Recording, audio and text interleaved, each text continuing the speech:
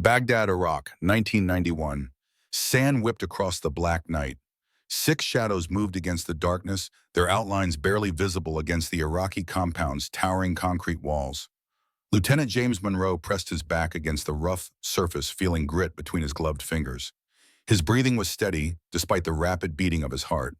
This wasn't his first mission, but intelligence suggested it might be his most important. Ghosts were in position. The voice crackled through his earpiece. Sergeant Daniel Morgan and his team waited at the eastern perimeter. Copy that. Stand by. James checked his MP5SD one final time, the suppressed submachine gun, an extension of his body after years of service. The weight of the weapon was reassuring in the unfamiliar territory. He'd earned his nickname Iron Ghost through 17 successful infiltrations across 3 continents. Tonight would be 18.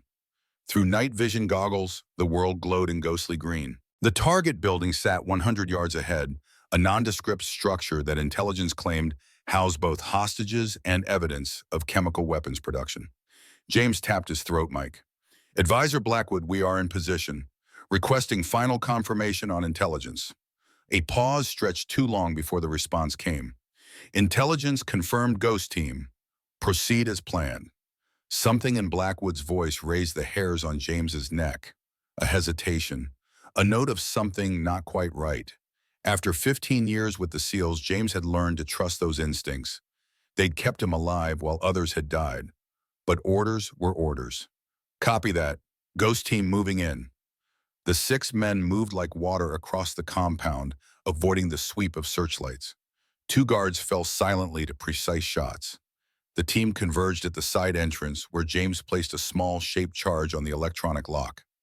3, 2, 1. The door's lock disintegrated with a muted thump. They flowed inside, weapons ready, moving through the corridors like they'd walked them 1,000 times before. Their intelligence was perfect. Too perfect. First floor clear, whispered Taylor, the youngest team member. They found the hostage room exactly where intelligence had indicated. 3 American contractors bound and blindfolded.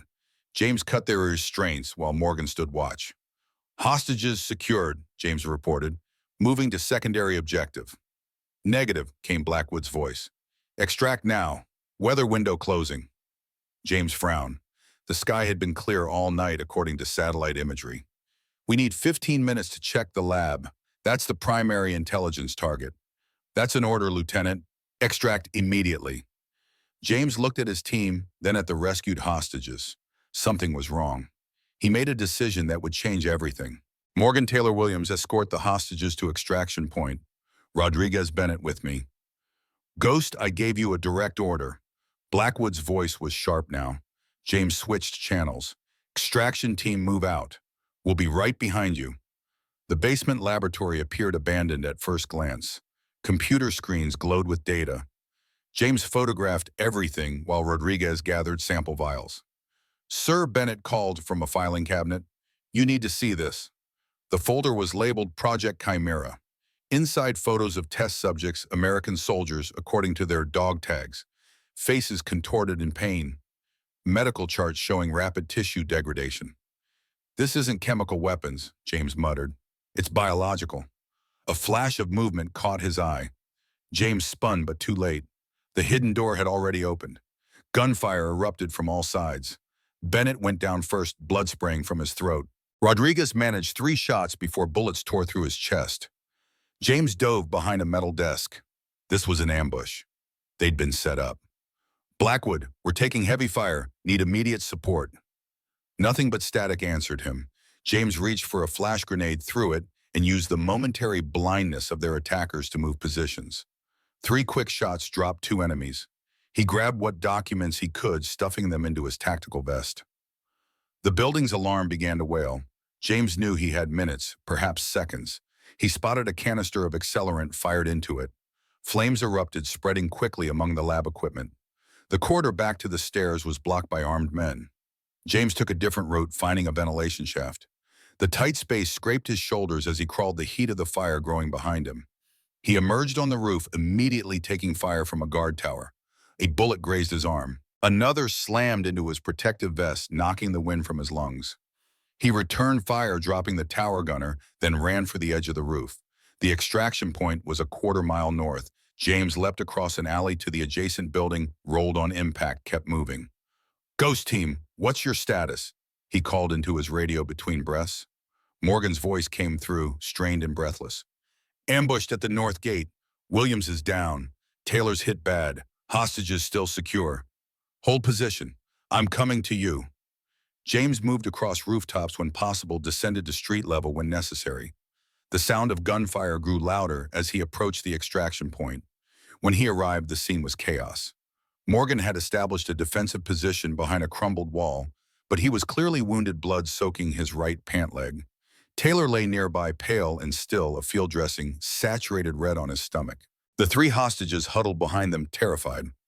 "They knew we were coming," Morgan grunted as James slid into cover beside him. "Someone sold us out." "I know." James handed him the documents.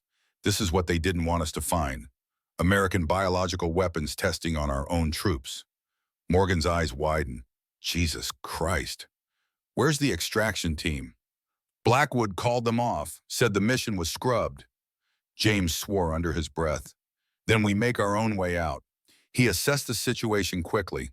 They were surrounded, outnumbered, with wounded men and civilians to protect. The odds were nearly impossible. But James Monroe didn't believe in impossible odds. "Cover me." James broke from cover, drawing enemy fire while pinpointing their positions.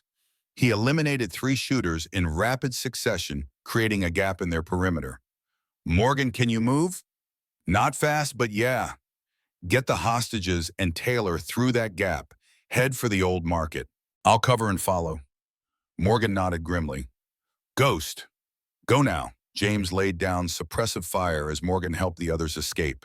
The enemy forces began to converge on his position. James waited until the last possible moment before throwing his remaining flash grenades and sprinting after his team. They made it to the market, a maze of narrow alleys that offered concealment. James fashioned a crude stretcher for Taylor from market debris. At an abandoned garage, they found a delivery truck with keys still in the ignition.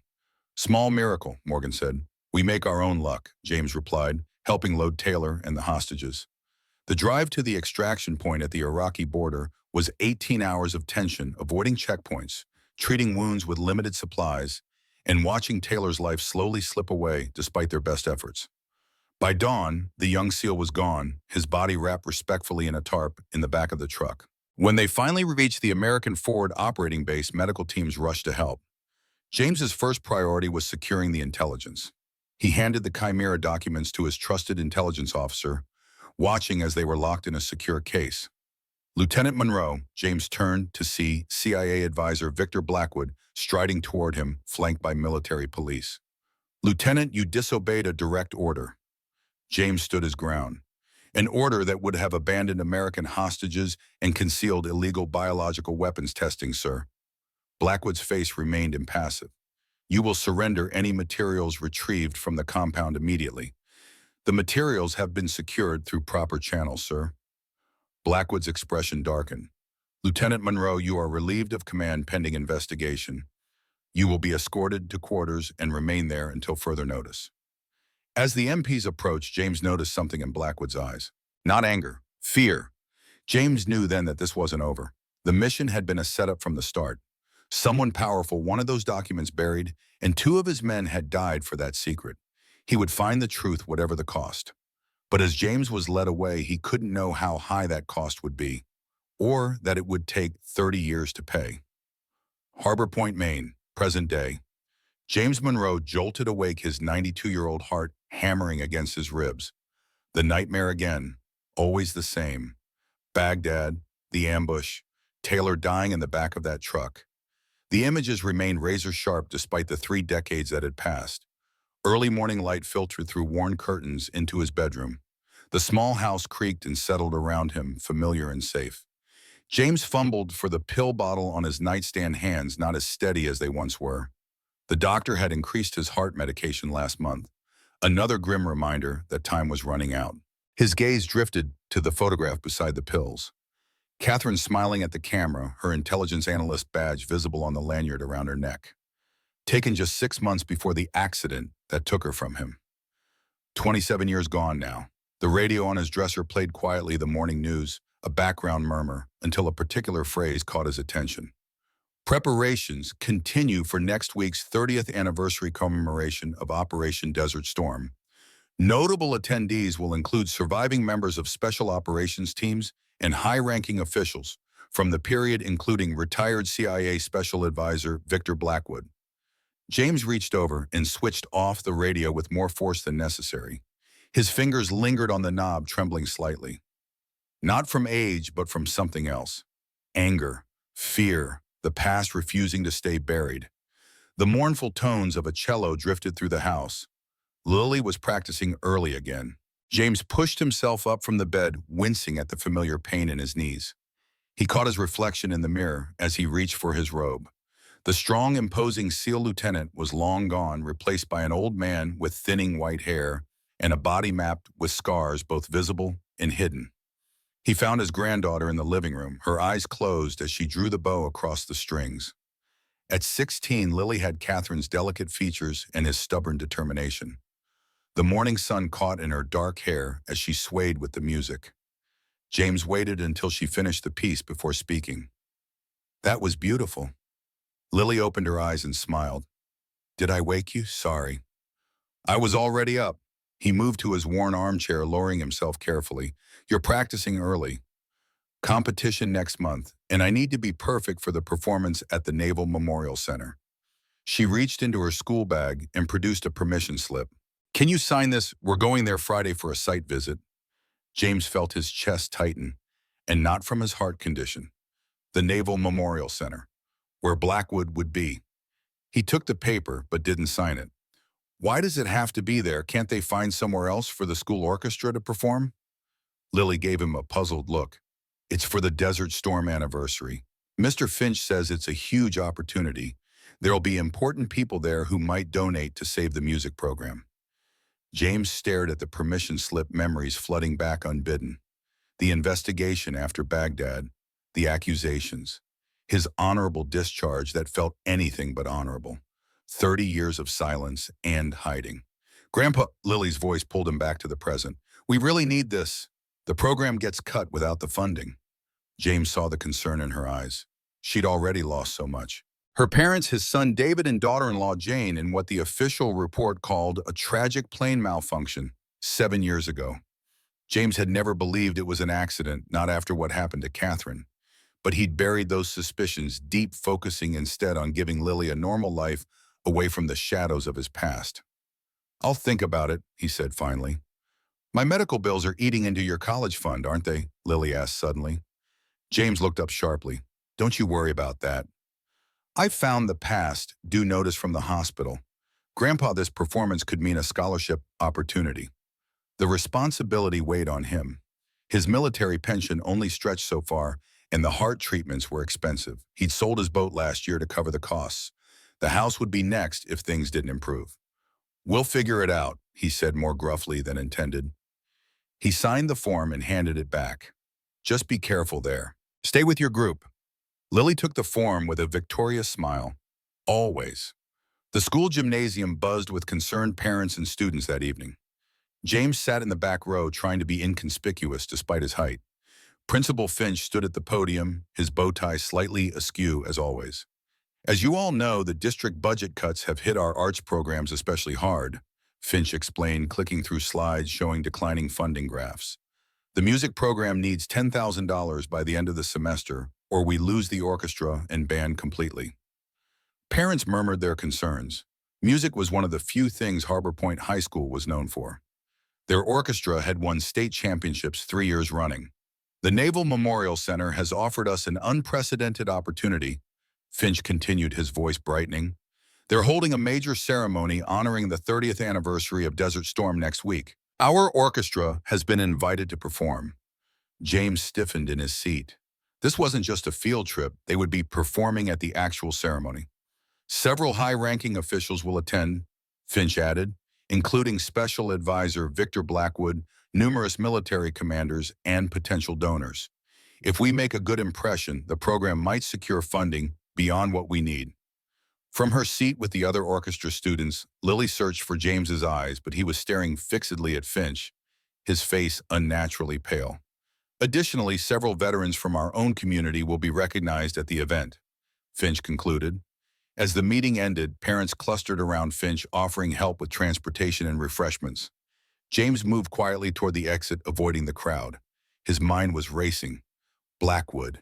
After all these years, the man responsible for the deaths of his teammates, possibly Catherine, and maybe even David and Jane. So close again. Mr. Monroe. James turned to find Eleanor Mitchell standing beside him. At 82, she still carried herself with the same straight-back poise she'd had as the base hospital's head nurse in Kuwait. Her gray hair was cut in the same practical style, though her blue eyes had softened with age. Eleanor, Allah, he acknowledged with a nod.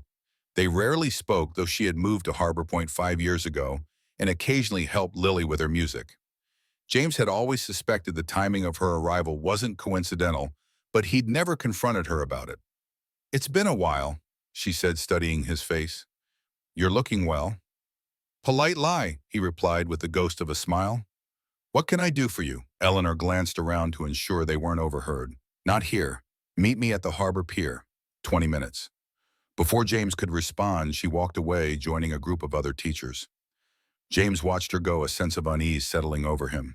Eleanor had been Catherine's friend back then, one of the few people who knew who James really was. The night air was cold at the harbor sea spray carrying on the wind. James pulled his jacket tighter as he walked the weathered wooden pier. Eleanor stood at the far end looking out at the dark water. James approached slowly, years of training still evident in his cautious movements. I wasn't sure you'd come, Eleanor said without turning.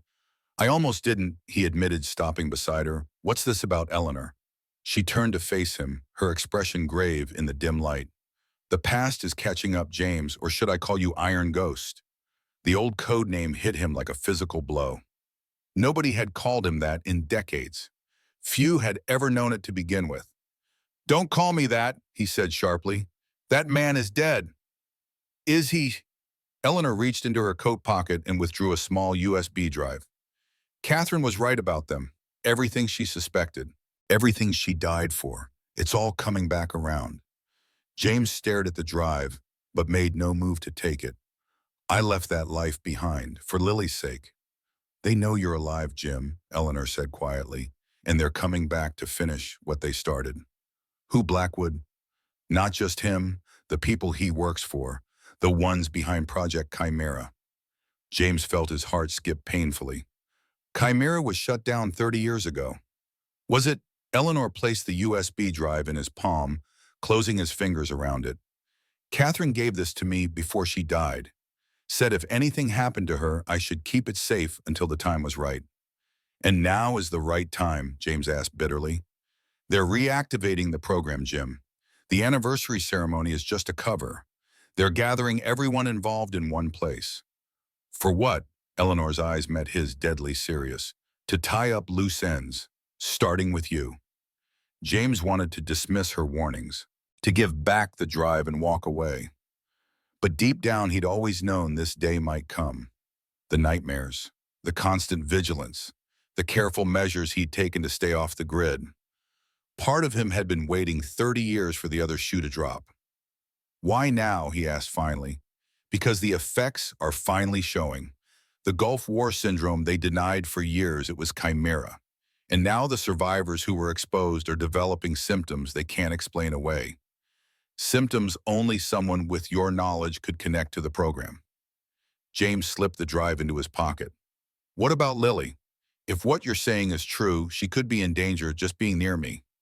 She already is, Eleanor said gently. Has been since her parents died. Why do you think I moved here? The pieces clicked into place. Eleanor's convenient arrival after David and Jane's deaths. Her interest in Lily. She hadn't just been watching out for a friend's granddaughter. She'd been guarding her. You've been protecting her all this time, James said, realization dawning. Why didn't you tell me? Would you have accepted my help if I had? Eleanor smiled sadly. The legendary Iron Ghost needing protection? Your pride wouldn't allow it. She wasn't wrong. Even now, the suggestion that he couldn't protect his own granddaughter stung. What's on the drive? He asked, changing the subject. Everything Catherine collected about Chimera. Test results, subjects, projected long-term effects, and names Jim. names of everyone involved. James felt the weight of the small device in his pocket. If Blackwood finds out I have this, he already suspects. Why do you think he's really coming here? A small-town ceremony in Maine. He's coming for you. The gravity of the situation settled over James. He was too old for this fight. His body was failing him. But if Eleanor was right, he had no choice. What do you suggest I do? For now, go home. Review the files. I'll be in touch. Eleanor touched his arm briefly.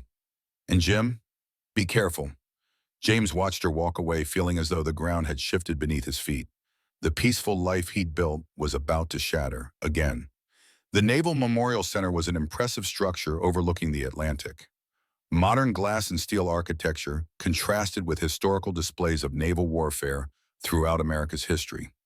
James sat rigidly in the parents' waiting area, while Lily and her classmates were given a tour of the performance space. He'd come against his better judgment, unwilling to let Lily out of his sight after his conversation with Eleanor.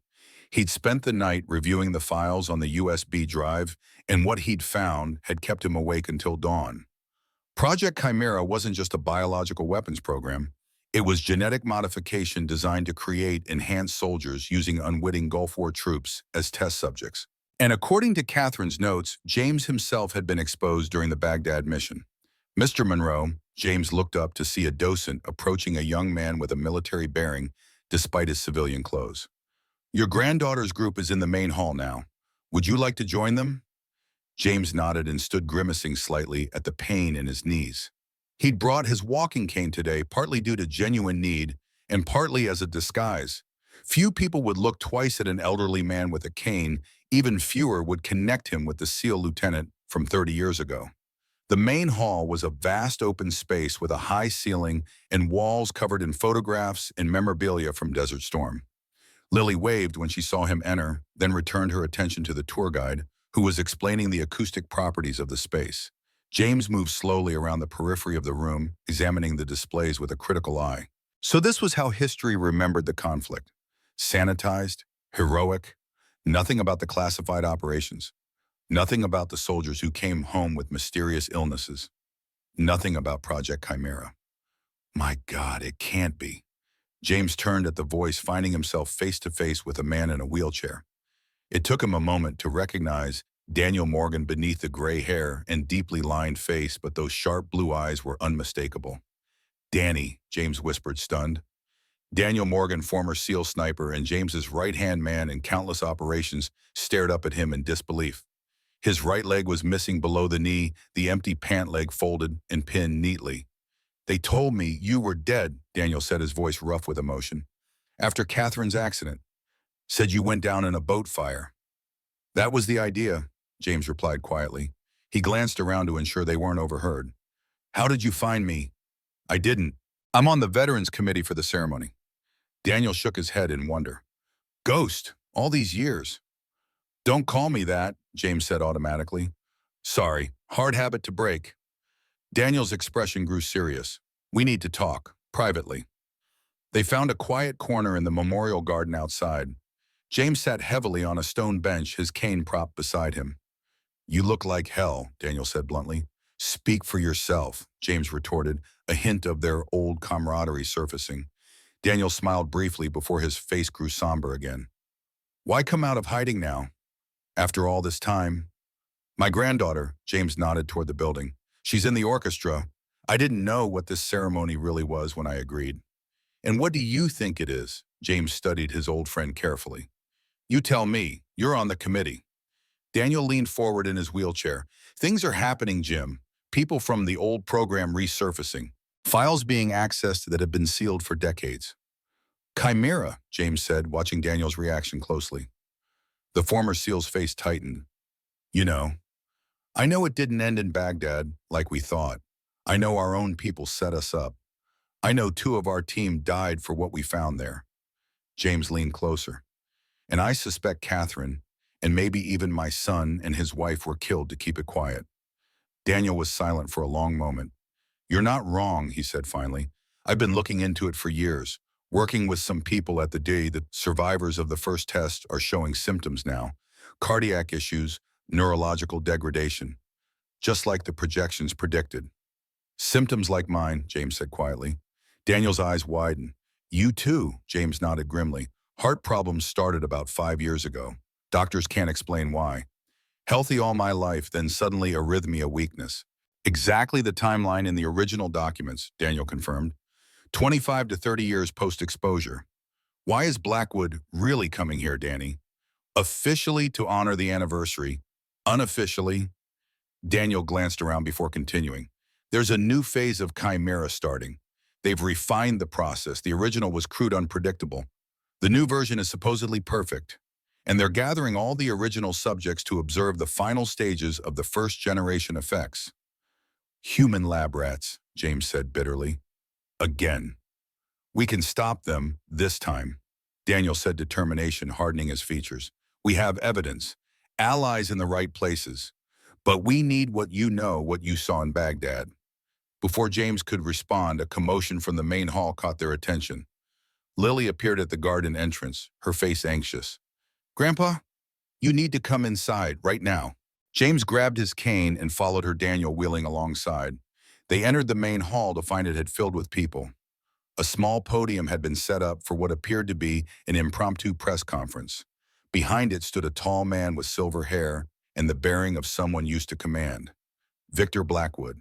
He looked older, of course, 89 now, but still straight-backed and sharp-eyed. He was surrounded by staff and security appearing every inch the respected government official he pretended to be. As I was saying, Blackwood was addressing the assembled group. This anniversary represents not just a military victory, but America's commitment to protecting its people and interests abroad. The men and women who served demonstrated exceptional courage. His voice trailed off as his eyes scanned the crowd and locked onto James. For a moment, genuine shock registered on his face before he composed himself. Well, Blackwood said, a cold smile spreading across his features. This is unexpected. Ladies and gentlemen, we have a special guest with us today. Lieutenant James Monroe, formerly of SEAL Team 6. A murmur ran through the crowd. James felt dozens of eyes turned toward him. Lily looked up at him in confusion. Or perhaps, Blackwood continued, his voice carrying clearly through the hall, you prefer your old call sign Iron Ghost. The room fell silent. Several military personnel present stood straighter, recognition dawning on their faces. James felt his careful anonymity crumbling around him. 30 years of hiding gone in an instant. Lieutenant Monroe led one of our most sensitive operations during Desert Storm, Blackwood said smoothly. His contributions have been classified until recently. A true American hero. The words dripped with false admiration. Only James and perhaps Daniel could hear the threat beneath them. Blackwood stepped away from the podium and approached James, directly extending his hand for the cameras present. It's been too long, Lieutenant. James stared at the offered hand for a long moment before meeting Blackwood's eyes directly. Every instinct told him to walk away, to protect Lily, to disappear again. But something else, something long dormant, stirred in his chest. The Iron Ghost had been patient, had waited 30 years for this moment. James took Blackwood's hand in a firm grip. Yes, it has, he replied, his voice carrying in the hushed room. I believe the last time we spoke, you were leaving my team to die in Baghdad. Gasps rippled through the crowd. Blackwood's smile froze, his eyes hardening. You finally have the courage to face me after 30 years, James continued. I've been wondering when this day would come. Blackwood withdrew his hand, turning to the crowd with a practiced laugh. The lieutenant always had a unique sense of humor. Combat stress affects us all differently. The tension in the room was palpable. Security personnel moved closer to Blackwood. James noticed Daniel positioning his wheelchair to block one exit path. Perhaps we can continue this discussion privately, Blackwood suggested, his voice low and dangerous, for old time's sake. I'm looking forward to it, James replied, equally quiet. I have 30 years of questions saved up. Blackwood's expression flickered with something like uncertainty before he turned back to the crowd, resuming his press conference. James felt Lily tugging at his sleeve and allowed her to pull him toward the exit. What was that? She demanded once they were outside. Who are you? What's the Iron Ghost? James looked at his granddaughter's confused face and knew the time for secrets was over. Let's go home, he said wearily. There's a lot I need to tell you. The drive back to Harbor Point was silent. Lily stared out the passenger window, processing what had happened.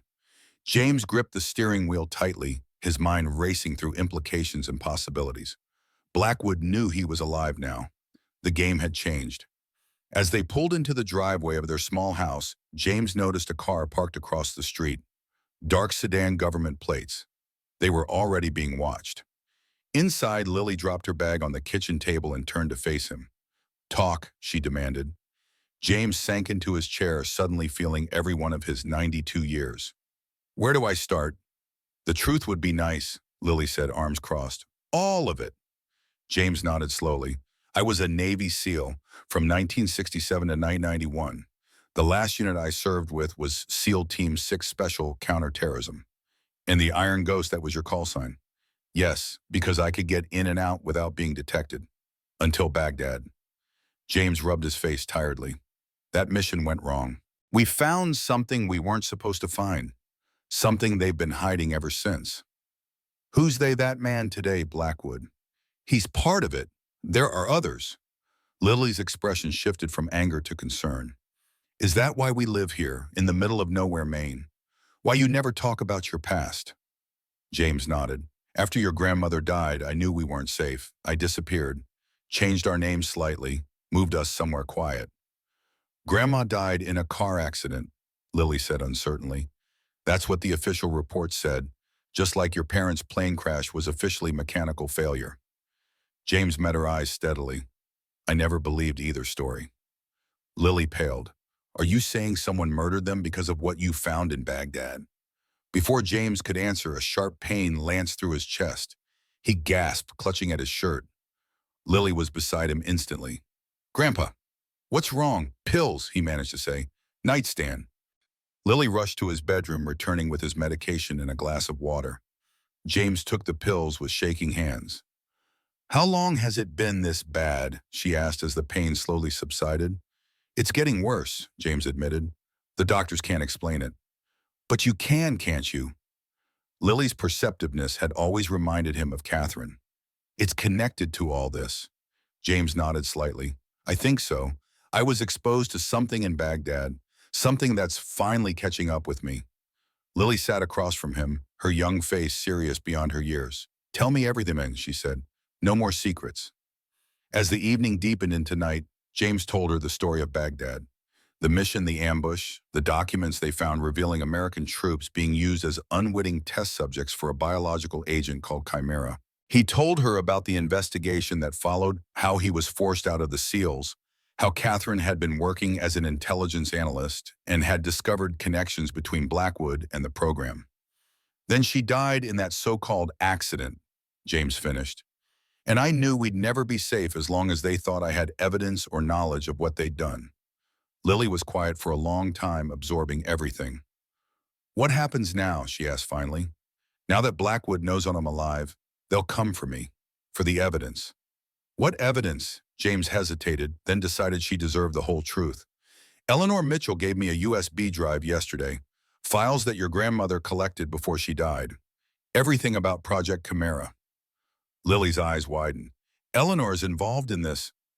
"She was your grandmother's friend. She's been watching over us, I think." The sound of a car engine outside drew their attention. James moved to the window, carefully peering through the curtains. Two men in dark clothing were approaching the house. "Go to your room," James told Lily urgently. "Lock the door. Don't come out until I say it's safe." "But your heart, you can't." "Go now." James watched her disappear down the hallway before turning his attention back to the intruders. His body might be old and failing, but his mind was still sharp. The Iron Ghost had one more mission. He turned off the lights and waited in the darkness, listening to the soft sounds of someone attempting to pick the lock on the back door. James smiled grimly. Some things never changed. The first man entered cautiously, weapon drawn. James had positioned himself behind the door, his cane held ready. As the intruder passed, James struck the cane, hitting precisely at the base of the skull. The man crumpled without a sound. The second intruder was more cautious, calling softly to his partner. When no response came, he entered in a tactical crouch. James had anticipated this, having positioned a tripwire at ankle height. The intruder stumbled off balance just long enough for James to deliver a precise strike to his temple with a heavy bookend. James secured both men with zip ties from his emergency kit ignoring the painful pounding of his heart. Age and illness might have weakened his body, but 30 years of vigilance had kept his skills and instincts intact. He checked both men for identification. Nothing. Professional cleaners, just as he'd suspected. Blackwood wasn't wasting any time. A soft knock at the front door startled him. James approached cautiously, gun retrieved from the first intruder in hand. He peered through the peephole to see Daniel Morgan on the porch alone. James opened the door slightly. "How did you find me?" "Followed Blackwood's surveillance team," Daniel replied. "Let me in quickly." James admitted his old friend, watching as Daniel wheeled himself into the living room and took in the unconscious men on the floor. "Still got it, I see," Daniel commented with a hint of his old humor. "Barely," James admitted. "What are you doing here? Warning you, Blackwood's mobilizing everything he can. Your cover's blown completely." Daniel handed James a file. "These just came through my contact at the Pentagon, Blackwood's real plans for the anniversary ceremony." James scanned the documents quickly, his blood running cold. "They're reactivating Chimera, pushing his ceremony as cover." "Yes, and they need to eliminate everyone who knows about the original program." Daniel's eyes were grave. "Starting with you." "Grandpa," Lily's voice came from the hallway. She stood watching them, fear and determination mingling on her young face. "It's okay," James assured her. "This is Daniel Morgan, my old teammate, the one from today, at the memorial." Lily approached cautiously. "You were in Baghdad, too." Daniel nodded. "Lost my leg there, but your grandfather saved my life." "We need to move," James said, making a decision. "It's not safe here anymore." "Where will we go?" Lily asked. James exchanged a look with Daniel. "Somewhere they won't expect. But first we need to gather everything we have. All the evidence. It's time to end this once and for all." As they prepared to leave, James looked around the small house that had been their sanctuary for 7 years. Another home abandoned, another life left behind. But this time would be different. This time he wouldn't be running away. The Iron Ghost had one final mission: to protect Lily, to honor Catherine, David, and Jane, to expose the truth about Project Chimera, and to make Victor Blackwood pay for 30 years of lies and death. The safe house was a weathered cabin on the outskirts of town, nestled among pine trees that swayed in the coastal breeze. Eleanor Mitchell had directed them there, insisting it was secure and off any official records. As James eased his old truck to a stop in the gravel drive, he noted the strategic position. Good sight lines, multiple escape routes, natural cover. Old habits never died. "Home sweet home," Daniel said wryly from the passenger seat. "At least until we figure out our next move."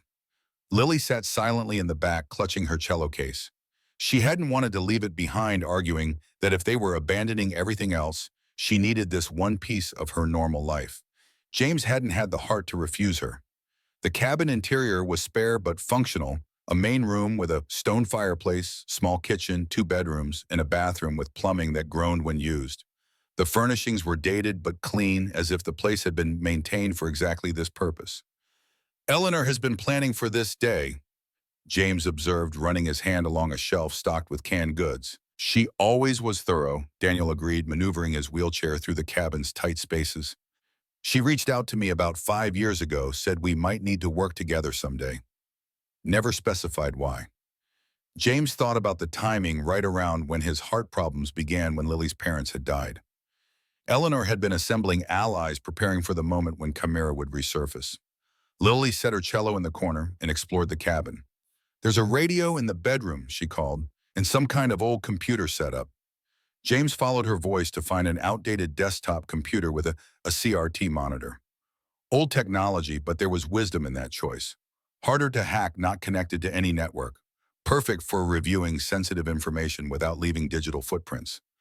"Get some rest," he told Lily, seeing the exhaustion in her eyes. "Tomorrow will be a long day." "How can I rest?" she asked, her voice catching. "Everything I thought I knew about our family is a lie. Mom and Dad might have been murdered. You're dying from some secret government experiment, and people are trying to kill us." James placed his hands gently on her shoulders. "Not everything was a lie. I love you. Your parents loved you. That has always been true." Tears filled Lily's eyes. "Why didn't you ever tell me?" "To protect you," James said simply. "I thought if you didn't know, you'd be safe." Well, that worked out great, she said with a flash of teenage bitterness. James couldn't help but smile slightly. Even in crisis, she was still 16. Get some sleep. I promise, from now on, no more secrets. When Lily had retreated to one of the bedrooms, James returned to the main room where Daniel was examining a topographical map of the area. She's tough, Daniel observed, like her grandmother.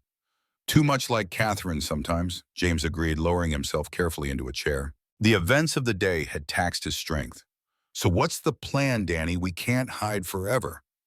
Daniel wheeled closer, keeping his voice low. I have contacts at the Pentagon investigating Blackwood. Richard Carter remembers you. He's a deputy director now. Carter made deputy director. James raised an eyebrow. The kid who threw up on his first Halo jump. The very same. He's been quietly gathering evidence on Chimera for years. Says there are others in the government concerned about black programs operating without oversight. James considered this. Can we trust them? About as much as we trusted anybody back in the day, Daniel said with a grim smile. But we need allies, Jim. We're not exactly in fighting shape anymore. James rubbed his chest absently, feeling the now familiar ache. Speak for yourself. They shared a knowing look, two old warriors acknowledging their limitations without having to speak them aloud. We should review what's on that drive Eleanor gave you, Daniel suggested. Compare it with what I've gathered. James nodded and retrieved the USB drive from his pocket. 30 years of secrets contained in something smaller than a postage stamp. The world had changed in ways he still struggled to comprehend sometimes. The ancient computer in the bedroom whirred to life reluctantly. James inserted the drive, and Catherine's meticulous work filled the screen: medical reports, project documents, personnel files. James felt a pang of pride mixed with grief. His wife had been brilliant, methodical in her intelligence work. She documented everything. My God, Daniel whispered as they scrolled through the files. They exposed over 2,000 troops without their knowledge. The documents detailed how selected units had been exposed to Chimera through their standard vaccinations. The original goal had been creating enhanced soldiers, improved strength, endurance, faster healing. But the early formula had flaws. Long-term projections showed delayed effects: cardiac deterioration, neurological damage, cellular breakdown, symptoms that would manifest 25 to 30 years after exposure. They knew, James said, his voice hardening, they knew this would happen to us eventually. A folder labeled Subjects Prime contained details on 12 test subjects who had received a concentrated dose. James clicked. It had opened to find his own military photo staring back at him alongside those of his SEAL team. They dosed us deliberately in Baghdad, James realized. The mission was a setup from the start. We weren't sent to discover Chimera. We were sent to be part of it. Daniel's face was pale in the blue light of the monitor. Why us specifically? Genetic factors, according to this. James scrolled through his own file. We were selected based on genetic screening from our military physicals. They wanted specific markers. A note at the bottom of the file caught his eye. Subject Monroe shows highest compatibility with Chimera 1. Monitor for enhanced resilience and delayed onset of side effects. They've been watching me all these years, James said quietly, waiting to see how long I'd last. The sound of a car approaching broke their concentration. James moved to the window, pulling back the curtain just enough to see headlights cutting through the darkness. Stay with Lily, he told Daniel, reaching for the handgun he'd taken from one of the intruders at his house. Jim, Daniel warned, you're in no condition. Stay with her, James repeated firmly. He positioned himself beside the front door, gun ready, listening to car doors opening and closing. Two people moving cautiously across the gravel. A soft knock came. James, it's Eleanor. James didn't lower the gun. Who's with you? Richard Carter, from the Pentagon, Daniel's contact. James opened the door a crack, keeping the gun visible. Eleanor stood on the porch, accompanied by a man in his early 70s wearing an expensive overcoat. Time had added weight and gray hair to Richard Carter, but his alert eyes were unchanged. Lieutenant Monroe, Carter said with a nod of respect. Or should I say ghost, it's been a long time. Deputy Director now, I hear, James replied, not yet inviting them in. Don't stand on ceremony, Jim, Eleanor said impatiently. We don't have time for this.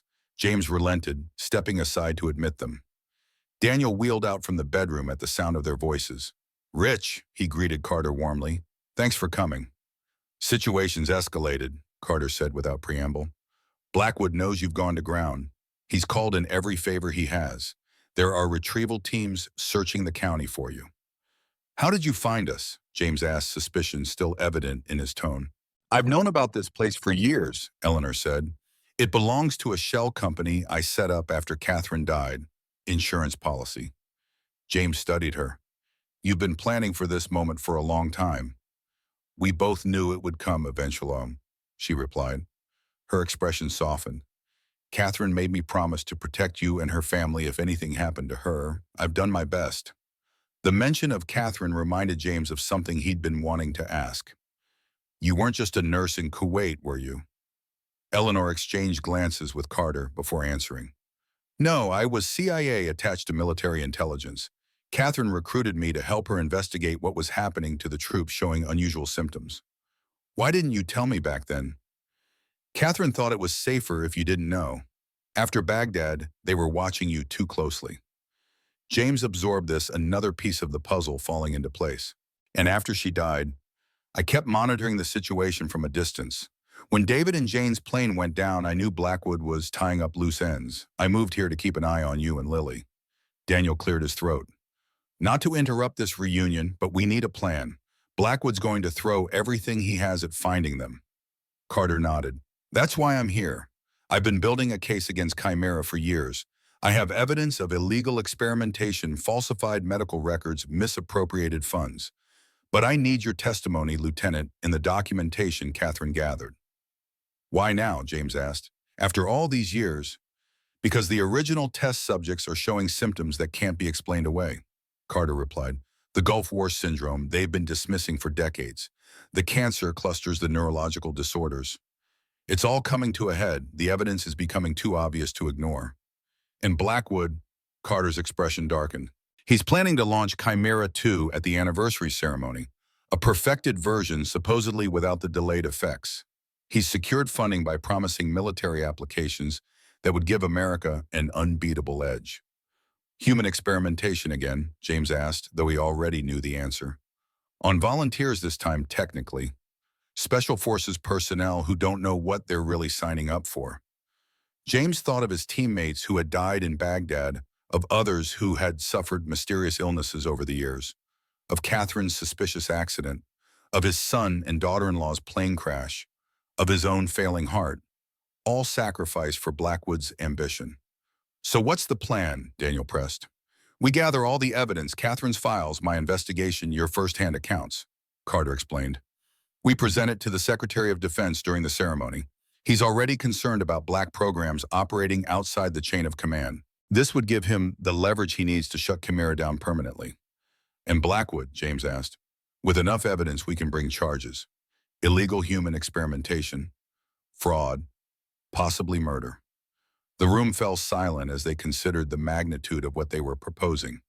Taking on a man who had operated with impunity for decades, who had connections throughout the government and military. He'll come after us with everything he has once he realizes what we're doing, James warned. He's already coming after you, Eleanor pointed out. At least this way you're fighting back. James thought of Lily sleeping in the next room, of the life he'd tried to build for her far from the shadows of his past. That life was gone now. Their only way forward was through this. I'm in, he said finally, but Lily stays safe above all else. Of course, Eleanor agreed. That's always been the priority. Morning light filtered through the cabin windows as Lily emerged from the bedroom, hair tousled from restless sleep. She froze at the sight of two new faces in the main room. It's all right, James assured her. This is Eleanor Mitchell, who you already know, and Richard Carter, an old colleague. Lily nodded cautiously. Have you been up all night?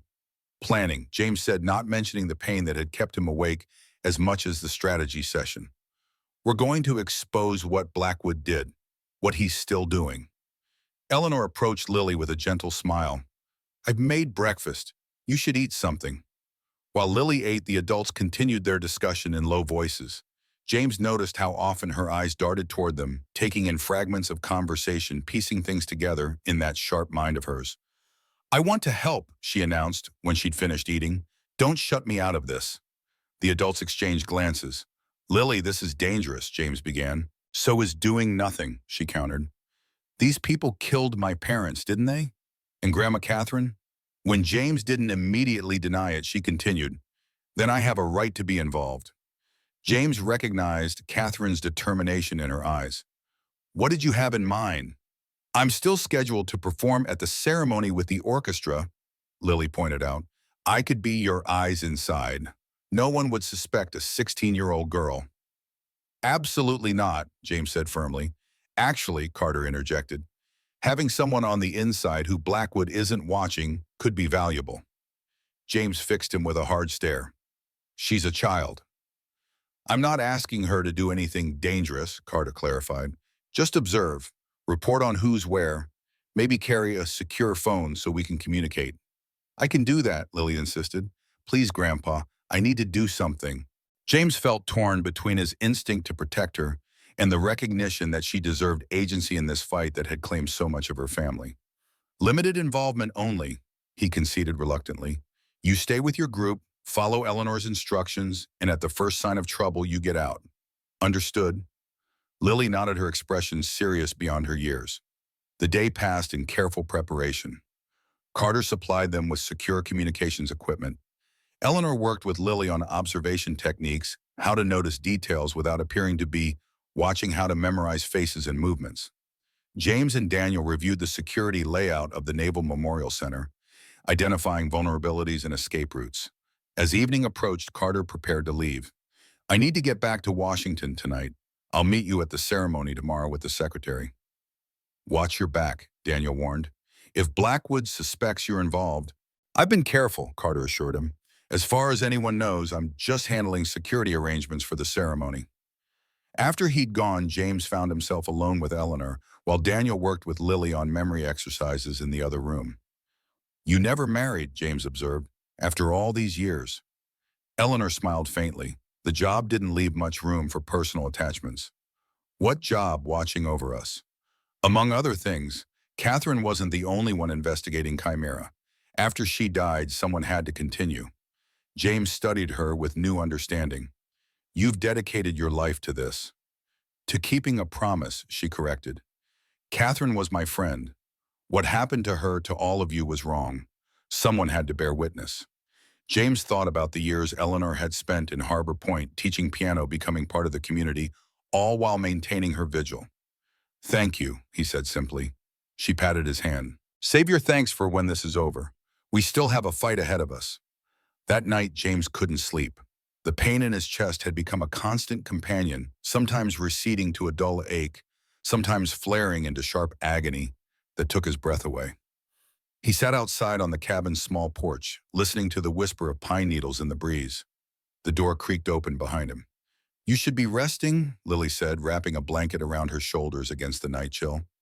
So should you, he replied as she settled into the chair beside him. I found Grandma's journal, Lily said after a moment, in the files you were reviewing. James nodded. Catherine had kept detailed personal journals alongside her official notes.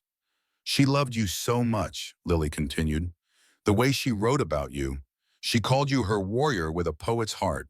Said you were the strongest man she'd ever known, not because you were tough, but because you were kind when you could have been hard. James felt his throat tighten with emotion. She was the extraordinary one, brilliant, fearless. She could have had any life, any career. Instead, she chose to follow me into the shadows. She didn't think of it that way, Lily said. She wrote that you both were fighting for something bigger than yourselves, that the truth mattered even when it was dangerous. They sat in companionable silence for a while, sharing memories of Catherine, of David, and Jane. For the first time since Lily had come to live with him, James spoke openly about his son's childhood, about the family they had been before secrets and danger had torn them apart. Why did you become a SEAL? Lily asked eventually. You never talk about that. James considered the question. I wanted to test myself, to see what I was capable of, and there was a sense of purpose of being part of something important. He smiled ruefully. Young men's reasons. If I'd known where it would lead, would you have chosen differently? The question gave him pause. No, he said finally. Despite everything, no, because all the paths led to here, to you. Lily leaned her head against his shoulder and they watched the stars together, a moment of peace before the coming storm. Morning brought renewed purpose. Eleanor helped Lily prepare for her role at the ceremony, dressing her in her orchestra uniform. James watched his granddaughter transform. Before his eyes, chin up, shoulders back, the vulnerability of the night before replaced with determination. Remember, James instructed her, stay with your group. If anything feels wrong, anything at all, you call Eleanor and get out immediately. I know Grandpa, Lily assured him. I'll be careful. Eleanor would accompany Lily as a chaperone, maintaining the appearance of normalcy while positioning herself to help if needed. Daniel would meet them separately at the venue using his committee credentials for access. Ready? Eleanor asked, car keys in hand. Lily hugged James fiercely. Be careful, she whispered. I can't lose you too. James held her tight, memorizing the feel of her in his arms, the scent of her hair. I'll see you soon, he promised. After they had gone, James turned to the final preparations. He retrieved the gun from its hiding place, checking it methodically. His fingers moved through the familiar motions with muscle memory that decades couldn't erase. He dressed in his best suit, the one he kept for special occasions. If today was to be his last mission, he would face it properly. The drive to the Naval Memorial Center was tense with anticipation. James took an indirect route, watching for surveillance, old instincts guiding his movements. The parking lot was filled with cars when he arrived, military personnel, government officials, media, and civilians gathered for the ceremony. James parked at the far edge of the lot, surveying the scene.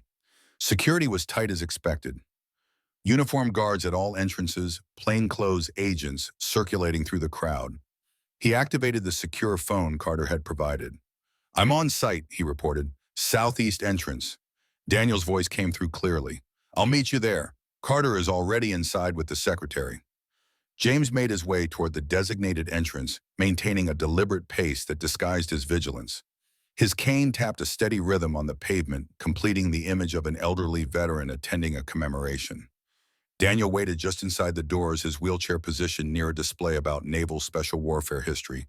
No sign of trouble yet, he reported quietly as James approached. Blackwood arrived 20 minutes ago with a security detail. He's in the VIP reception area. Eleanor and Lily. Orchestra members are in the preparation room backstage. Eleanor's with them as a chaperone. Everything going according to plan so far. They moved together toward the main hall where the ceremony would take place. James noted the changes since their previous visit. The stage had been set up at one end with the orchestra positioned to the right. Rows of chairs filled the center space. Dignitaries and high-ranking military officers occupied the front rows. Carter and the secretary are seated third row center, Daniel murmured, nodding subtly toward two men in dark suits. Carter has a copy of all the documentation. He'll make the introduction when the time comes. James scanned the room, his gaze stopping on a familiar figure near the stage. Victor Blackwood stood conversing with several military officers, looking every inch the respected advisor. His silver hair caught the light, his posture straight despite his age. As if sensing James's gaze, Blackwood turned. Their eyes met across the crowded room. A flicker of surprise crossed Blackwood's face, quickly replaced by a cold smile. He excused himself from his group and began making his way toward James and Daniel. He's coming over, Daniel warned unnecessarily. Good, James replied. Let him come. Blackwood approached with the confidence of a man accustomed to power. Two men who could only be security flanked him at a discreet distance. Lieutenant Monroe, Blackwood greeted him smoothly. I'm surprised to see you here. I understood you'd left town rather suddenly. I wouldn't miss this for the world, James replied. 30 years is a long time to wait for justice. A flash of annoyance crossed Blackwood's face. Still clinging to old grievances, I see. That's unfortunate. He glanced at Daniel. And Sergeant Morgan, the loyal right hand as always. Advisor Blackwood, Daniel acknowledged coldly. Blackwood turned his attention back to James. I had hoped we might resolve our misunderstanding privately, for the sake of old times. There's nothing to resolve, James said. You left my men to die in Baghdad. You covered up illegal human experimentation. You had my wife killed when she discovered the truth, and my son and his wife when they got too close. Blackwood's expression remained impassive. Paranoid delusions, Lieutenant. Tragic but not uncommon in aging veterans with your history. Post-traumatic stress can manifest in many ways. We have proof, Daniel interjected. Catherine's files, Carter's investigation. It's over, Blackwood. Something dangerous flickered in Blackwood's eyes. I don't know what you think you have, but I assure you pursuing this matter would be unwise. He lowered his voice, especially with your granddaughter performing today. Such a talented young musician. It would be a shame if anything happened to her. James felt a cold rage crystallize within him. If you go near her, he said quietly, I will end you. Blackwood smiled thinly. The iron ghost threatening a government official at a public event. How do you think that will play out, Lieutenant? He straightened his tie. Enjoy the ceremony. It promises to be memorable. As Blackwood walked away, James fought to control his breathing. The pain in his chest had intensified, a vice tightening around his heart. Jim, Daniel's concerned voice seemed to come from a distance. You okay? James nodded tightly. He threatened Lily. He's desperate. He knows we have him cornered. The lights dimmed slightly, indicating the ceremony was about to begin. James scanned the room, locating Carter and the secretary still seated together. Eleanor had entered from a side door and taken a seat near the back. The orchestra members were filing onto the stage, Lily among them with her cello. She found James in the crowd and gave him a small, brave smile. Let's get to our seats, Daniel suggested. Stay focused on the plan. They moved to their assigned places near the center of the room. James kept his eyes on Blackwood, who had taken a seat in the front row beside several high-ranking military officers. The ceremony began with a color guard presenting the flag, followed by the national anthem, played by the school orchestra. As the official proceedings commenced with speeches about sacrifice and service, James found his thoughts drifting to Baghdad, to the young men who had trusted his leadership, to Catherine and her tireless search for truth, to David and Jane, who had paid the ultimate price for being his family. So many lives destroyed by one man's ambition and callousness. The orchestra began playing a somber piece as a montage of Desert Storm images was projected on a large screen. James watched Lily, her face a mask of concentration as her bow moved across the strings. So young to be caught in this web of old secrets and betrayals. He had tried so hard to protect her from his past, only to fail when it mattered most. A movement near the stage caught his attention. Blackwood had risen and was speaking quietly to one of his security men. The man nodded and moved quickly toward a side exit.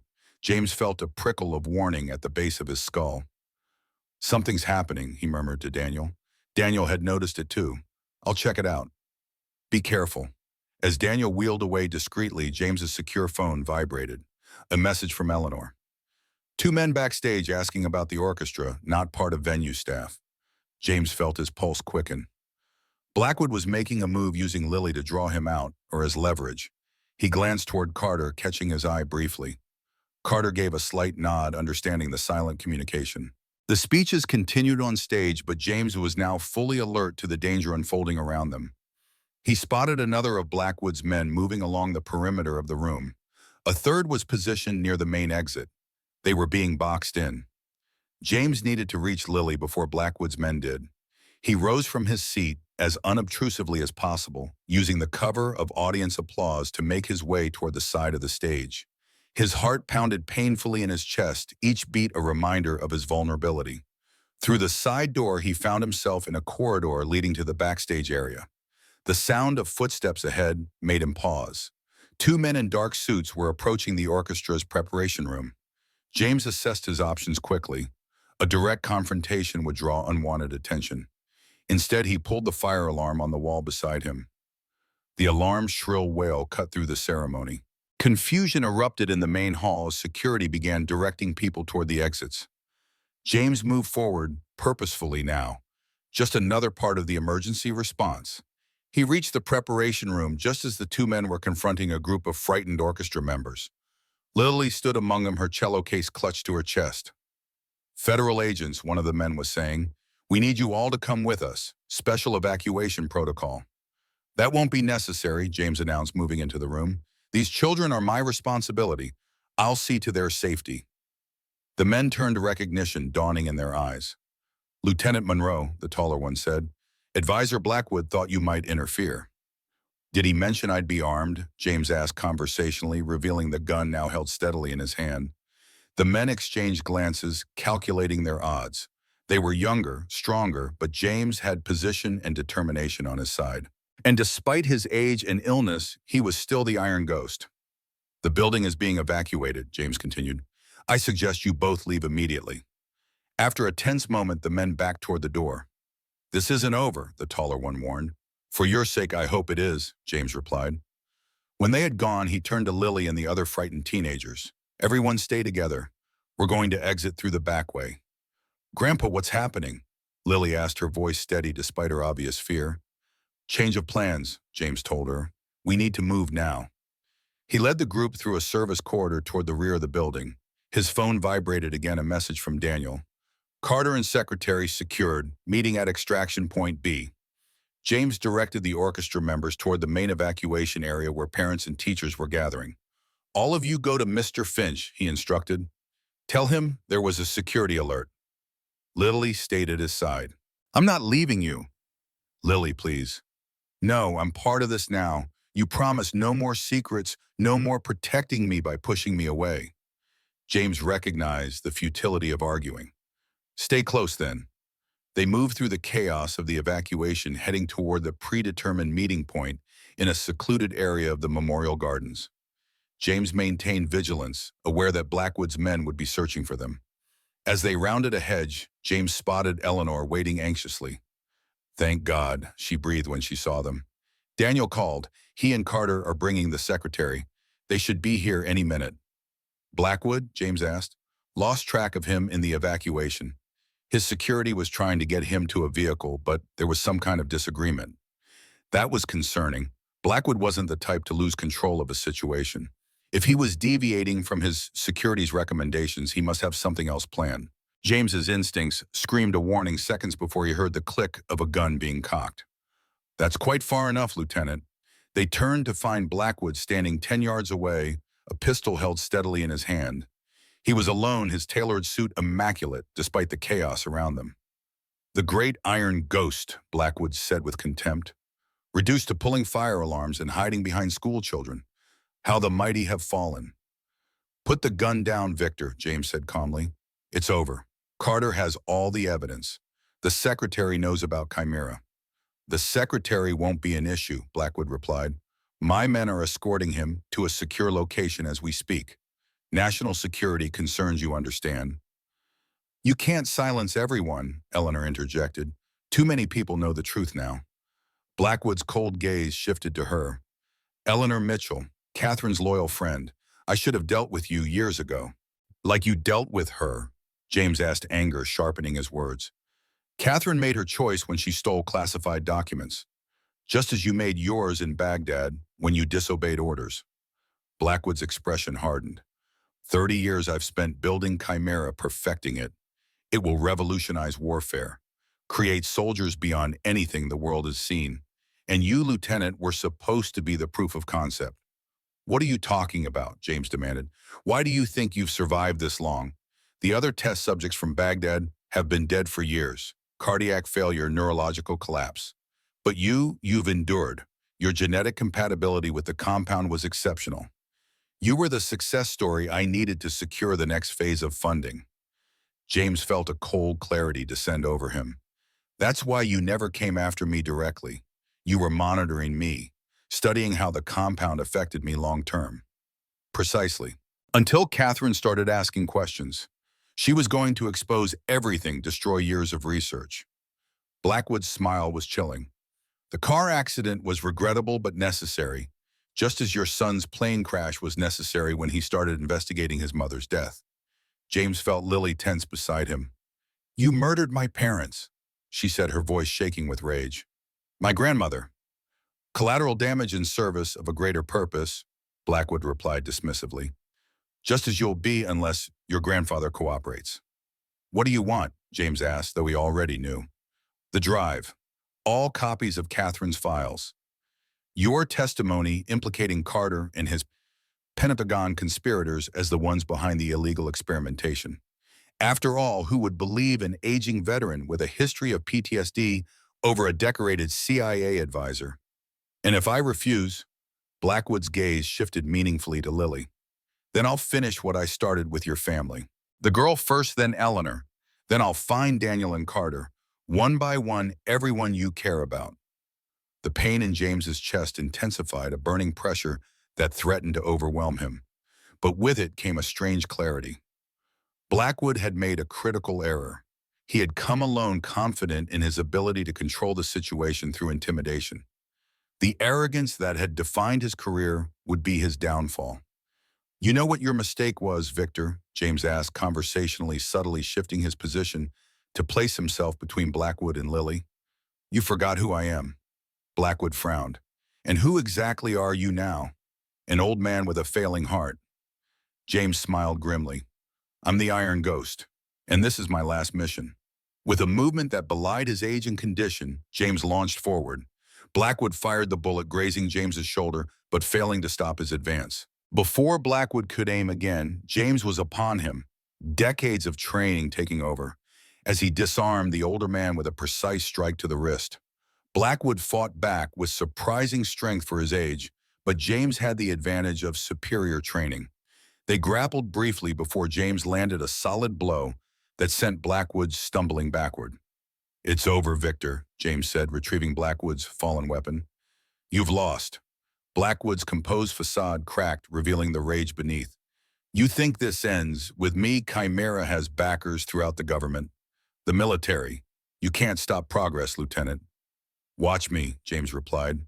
The sound of approaching footsteps announced the arrival of Daniel Carter and a distinguished man who could only be the Secretary of Defense. With them were several military police officers. "Victor Blackwood," the secretary said formally, "you are relieved of your position effective immediately. These officers will escort you to a secure facility pending investigation into illegal human experimentation, misappropriation of government funds, and conspiracy to commit murder." Blackwood's face contorted with fury as the MPs moved to take him into custody. "This is a mistake, Mr. Secretary. Everything I did was sanctioned. There are records authorizations." "Falsified according to the evidence I've reviewed," the secretary interrupted. "Deputy Director Carter has provided comprehensive documentation of your activities, including your unauthorized continuation of Project Chimera after it was officially terminated." As Blackwood was led away, still protesting, James felt the adrenaline that had sustained him ebbing away. The pain in his chest returned full force, a crushing pressure that drove him to his knees. "Grandpa!" Lily cried, rushing to his side. "Medic!" Daniel shouted. "We need a medic here!" James felt hands supporting him, lowering him gently to the ground. Lily's face swam above him, tears streaming down her cheeks.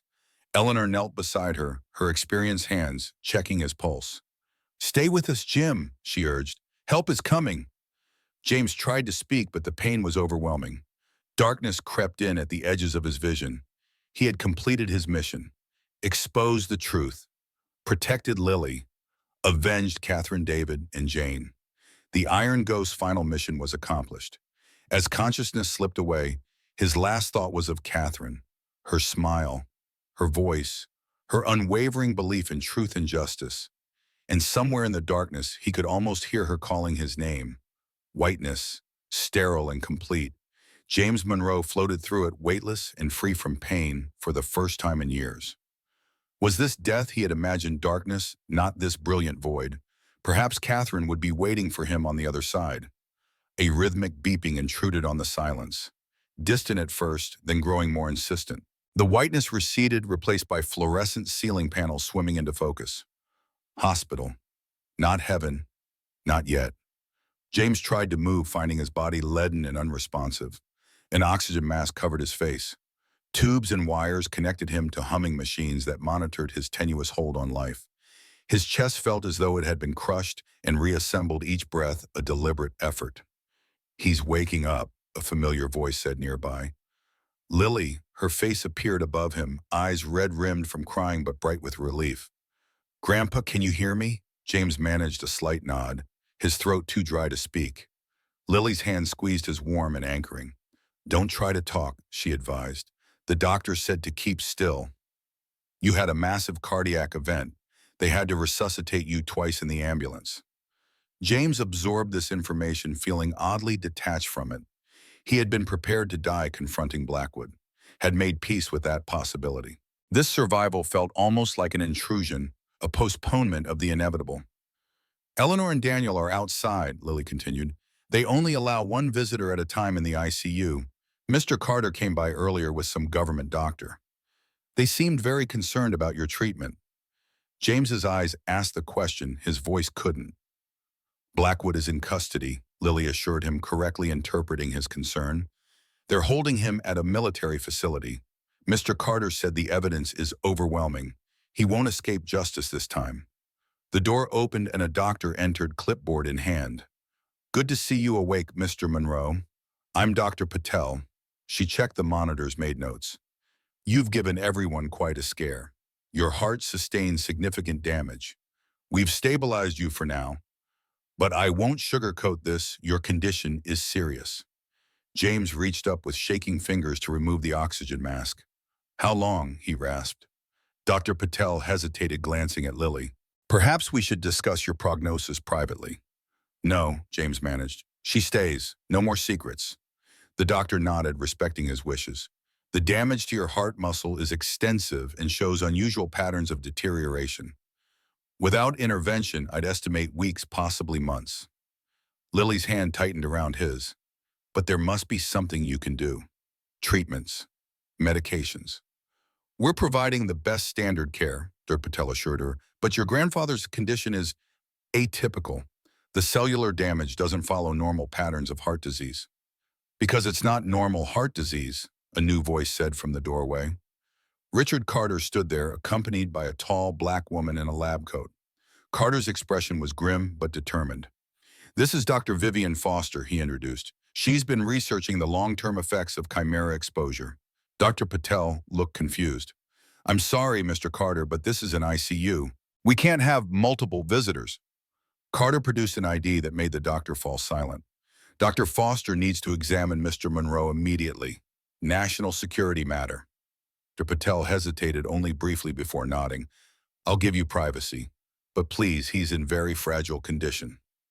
After she left, Dr. Foster approached the bed, her movements efficient and confident. Lieutenant Monroe, I've been studying your case file for years. You're something of a legend in my research circle. Why? James asked, voice still weak. You've survived longer than any other primary chimera subject. Most showed critical organ failure within 20 years of exposure. You've made it almost 30. She began examining the readouts from his monitors. Your genetic compatibility with the compound was extraordinary. That's why Blackwood has been so interested in your long-term outcomes. Can you help him? Lily asked directly. Dr. Foster's expression was carefully neutral. I've developed an experimental treatment protocol based on my research. It's shown promise in reversing some chimera-induced cellular deterioration. She looked directly at James. I should be clear, Lieutenant. This isn't a cure. It might buy you time, improve your quality of life. But the damage already done can't be fully reversed. How much time? James asked. Impossible to say with certainty. Months, perhaps years with continued treatment. James considered this. More time would mean seeing Blackwood brought to justice, ensuring Lily's future was secure, perhaps even rebuilding some semblance of a life free from shadows.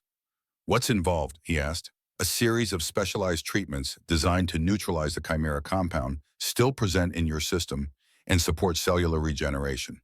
The first phase would begin immediately here. Later treatments could be administered on an outpatient basis. Carter stepped forward. The Pentagon has authorized full coverage of all treatments. It's the least they can do considering the circumstances. James raised an eyebrow at this unusual government efficiency. Carter smiled slightly. The Secretary is personally overseeing this matter. He's determined to make things right for the victims of chimera. James looked at Lily, whose eyes were filled with desperate hope. He had been ready to die completing his mission, but perhaps his final duty wasn't yet fulfilled. Lily still needed him. When do we start? He asked Dr. Foster. Immediately, she replied. The next days passed in a blur of treatments, tests, and gradual improvement. Dr. Foster's protocol was aggressive but effective. Each day, James found himself slightly stronger, able to stay conscious longer, to speak more easily. The crushing pain in his chest receded to a manageable ache. A week after his collapse, James was moved from the ICU to a private room with enhanced security. Carter's doing. The government was taking no chances with his safety, while Blackwood's co-conspirators were still being identified. Daniel became a regular presence, wheeling himself into James's room each morning with progress reports on the expanding investigation. Eleanor divided her time between the hospital and caring for Lily, ensuring the girl maintains some normalcy despite the upheaval. Carter's team has identified 12 high-level officials involved with Chimera. Daniel reported 2 weeks into James's hospitalization, 4 in the Pentagon, 3 at CIA, a couple at DARPA, and several civilian contractors. They're all being brought in quietly. And Blackwood, James asked. He was sitting up today, able to eat solid food and engage in longer conversations without exhaustion overtaking him. Singing like a canary to save his own skin, Daniel said with grim satisfaction, offering up everyone he ever worked with in exchange for considerations at sentencing. Not that it'll help him much. The evidence against him is overwhelming. James nodded, feeling a complex mixture of emotions. 30 years of hiding, of looking over his shoulder, of keeping secrets, all coming to an end. Justice for Catherine, for David, and Jane, for his fallen teammates, was finally within reach. The secretary wants to meet with you, Daniel continued, when you're strong enough. There's talk of a formal apology restitution for the families affected by Chimera. No amount of money brings back the dead, James said quietly. No, Daniel agreed, but it might help their children, their grandchildren. Lily's education, her future. James couldn't argue with that. Securing Lily's future had been his primary concern for 7 years. Now, with his medical bills covered and the possibility of government restitution, perhaps she wouldn't have to worry about finances on top of everything else she'd endured. Any word on Eleanor? James asked, changing the subject. She'd been conspicuously absent for the past 2 days. Daniel's expression turned serious. She's been debriefing with Carter's team, filling in the gaps about her surveillance of Blackwood over the years. Apparently, she built quite the intelligence network after Catherine died, tracked Chimera developments through multiple cutouts and aliases. The woman missed her calling as a spun. James smiled slightly. I think she found exactly the calling she was meant for. The door opened and Lily entered, carrying her school backpack and a small duffel bag. Her face brightened seeing James sitting up. You look better today, she observed, setting down her bags. Eleanor sent some things from home. She began unpacking the duffel, James's robe slippers, a framed photograph of Catherine. How was school? James asked. Lily had returned to classes the previous week, attempting to restore some normality to her life, despite the extraordinary circumstances. Weird, she admitted. Everyone knows something happened at the ceremony that you collapsed, but the details are all classified. There are rumors that you used to be some kind of special forces operative. Casey Mitchell told everyone her mom said you were a secret agent. Daniel chuckled. Not far off in a way. Principal Finch announced that an anonymous donor has fully funded the music program for the next 5 years. Lily continued. He was practically doing cartwheels in the hallway. James and Daniel exchanged knowing glances. Carter's influence, no doubt. Oh, and Dr. Foster called Eleanor. She said your latest blood work looks promising. Whatever that means. It meant the treatment was working. James could feel it in his gradually strengthening body and the lessening pain in the longer periods of clarity. He wasn't healing completely. The damage was too extensive for that, but he was stabilizing, gaining precious time. That's good news, he said simply. Daniel checked his watch. I should head out, meeting with Carter at 4. He wheeled toward the door, pausing beside James's bed. Hang in there, Ghost. We're in the home stretch now. After Daniel left, Lily settled into the chair beside the bed, pulling out school books. She had taken to doing her homework in James's room, a silent companionship that comforted them both. Today, however, she seemed distracted, glancing up at him repeatedly instead of focusing on her studies. What is it? He asked finally. Lily hesitated. I've been thinking about what happens next, after you're discharged, after all this is over. Do we go back to Harbor Point? Do we stay here, or... She trailed off, uncertain. James realized he hadn't thought much beyond survival and justice. The future, a future he hadn't expected to have, remained uncharted territory. What would you want? He asked, genuinely curious. Lily considered this. I want us to be safe. I want you to be healthy. Beyond that, she shrugged. Maybe somewhere new, a fresh start, but still near the water. You need the ocean. James was touched by her understanding. The sea had been his constant companion from his SEAL days to his quiet life as a boat repairman. Its rhythms and moods matched his own. We'll figure it out together, he promised. No decisions need to be made right now. Lily nodded, returning to her homework, But James continued to ponder the question. A future. A real future, not just survival. The concept felt foreign after so many years of looking backward, of being haunted by the past. 3 weeks after his collapse, Dr. Foster declared James stable enough for the meeting with the Secretary of Defense. The hospital room was transformed for the occasion. Additional security posted outside the space swept for listening devices, furniture rearranged to accommodate the high-profile visitor. James insisted on dressing properly, refusing to meet the secretary in a hospital gown. With Lily's help, he managed to don slacks and a button-down shirt, though the effort left him winded. He was seated in a chair by the window when the secretary arrived, escorted by Carter and two discreet security officers. Secretary Lawrence Hargrove was a tall, imposing figure with close-cropped gray hair and the bearing of a former Marine. He dismissed his security to wait outside, approaching James with a respectful nod. "Lieutenant Monroe," he said, extending his hand, "it's an honor to meet you." James accepted the handshake, noting the firm grip and direct gaze. "Mr. Secretary, thank you for coming." "Please," Hargrove gestured to the formality. "After what you've endured at the hands of our government, titles seem excessive." They settled into chairs, Carter standing by the door as if standing guard. Lily had been asked to wait outside during the meeting, a request James had reluctantly granted after assurances of its importance. "I'll be direct, Lieutenant," Hargrove began. "What was done to you, to your team, to all the servicemen exposed to Chimera was a betrayal of everything our military stands for. The oath to protect and defend was turned against our own people. It's unconscionable." James appreciated the lack of political hedging. "It went beyond my team, Mr. Secretary. My wife was murdered for investigating, but my son and daughter-in-law for getting too close to the truth." Hargrove's expression darkened. "Yes, those cases are being reopened as we speak. Blackwood has provided details on Catherine Monroe's elimination. His testimony on your son's plane sabotage has been corroborated by technical evidence. There will be justice, Lieutenant, for all of them." "Justice comes too late for the dead," James observed. "Yes," Hargrove acknowledged, "but not for the living, which brings me to the purpose of my visit." He nodded to Carter, who produced a leather portfolio and handed it to the secretary. "First this." Hargrove removed an official document and passed it to James. "Executive order declassifying your service record and formally rescinding all disciplinary actions related to the Baghdad mission. Your honorable discharge has been upgraded to include full recognition of your actions, which saved American lives under extraordinary circumstances." James scanned the document, noting the presidential seal and signature. After 30 years of being silenced, of having his reputation quietly tarnished, the official recognition felt surreal. Additionally, Hargrove continued extracting another document, restitution for you and your family. The details are outlined here, but in summary, full medical coverage for life, including Dr. Foster's ongoing treatments, a substantial financial settlement, educational trust for your granddaughter, and a military pension adjustment retroactive to 1991. James accepted the papers without examining them. "And the other victims, the troops who were exposed without their knowledge. A comprehensive identification and treatment program is being established," Carter interjected. "Dr. Foster is heading it.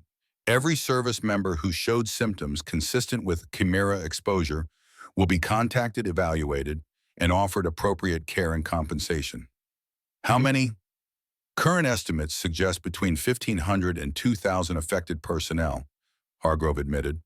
"The numbers are still being assessed as we review classified medical records." James absorbed the scale of the betrayal.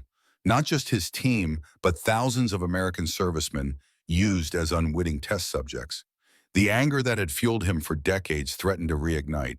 Hargrove seemed to sense this. "I know it's inadequate, Lieutenant. Nothing can truly make this right.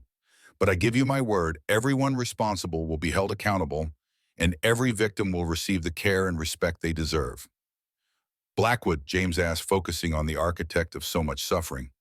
"Military tribunal closed proceedings due to national security implications. But the outcome isn't in doubt. The evidence is overwhelming." Hargrove's expression was grim. "He'll never see freedom again."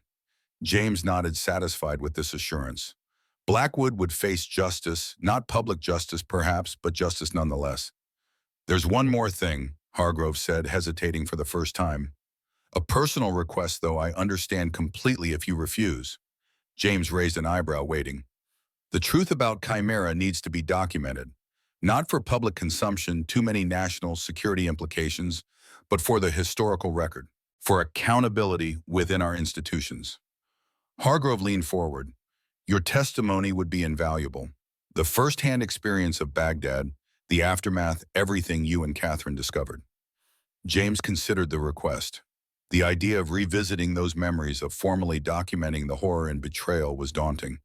But there were values in creating an official record and ensuring that the truth couldn't be buried again. I'll do it, he agreed finally, on one condition. Name it, Hargrove said. Lily's safety is guaranteed, permanently. No surveillance, no recruitment attempts when she's older. She lives a normal life free from any government interference. Hargrove nodded without hesitation. You have my word. She's already been removed from all monitoring protocols. As far as the official record is concerned, she's just a civilian teenager with no connection to any classified material. Then we have a deal, James said. They shook hands, sealing the agreement. As Hargrove rose to leave, he paused, looking at James with genuine respect. You know, Lieutenant, in all my years of service, I've encountered few men with your integrity and resilience. The country owes you a debt we can never fully repay. After the secretary departed, Carter lingered behind. There's one other matter, he said once they were alone. The Naval Memorial Center is establishing a new exhibit honoring covert operations during Desert Storm. They've requested permission to include a section on the Iron Ghost. James frowned. I thought all this was still classified. Heavily redacted version, Carter clarified. No operational details, nothing about Chimera. Just recognition of your team's contributions and sacrifices. They'd like to display your medals. My medals are in a box in the attic, James said dismissively. Carter smiled slightly. Actually, there's a new one. He produced a small velvet case from his pocket and opened it to reveal the Navy Cross, one of the highest honors bestowed for valor in combat. Awarded for your actions in Baghdad. The ceremony will be private given the classified nature of the mission, but the secretary felt it was long overdue. James stared at the metal, emotions warring within him. Pride in the recognition of his team's sacrifice. Bitterness that it had taken 30 years. Grief for those who hadn't lived to see their names cleared. I'll think about it, he said finally. Carter nodded, understanding the complexity of James's feelings. No rush. Focus on your recovery first.